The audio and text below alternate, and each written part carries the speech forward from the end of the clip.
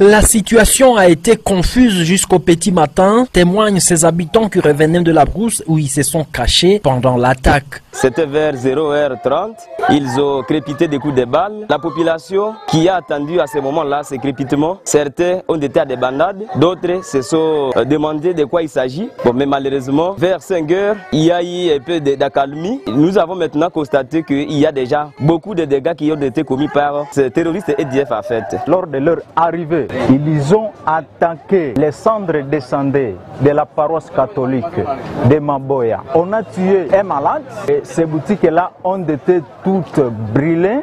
Et les personnes qui étaient là-dedans, l'une a été calcinée et l'autre a été tuée. Deux femmes de militaires viennent de perdre leur vie. Au niveau du centre de santé Singé, chez Sebekan, là on a tué une sentinelle. Parmi les morts figure une religieuse, Sœur Sylvie, médecin au centre hospitalier Maboya. Elle assumait la garde de nuit lorsque l'ennemi a incendié la structure. Elle a été calcinée en salle de garde. Les portés disparus sont entre autres les gardes malades, certains habitants et une femme qui a accouché par césarienne. Son bébé a été abandonné sur les lits de l'hôpital. Les boutiques, les bâtiments et bureaux administratifs n'ont pas été épargnés de dégâts de ZDF. La société civile Noyau de Maboya plaide pour l'augmentation des effectifs des militaires dans cette entité.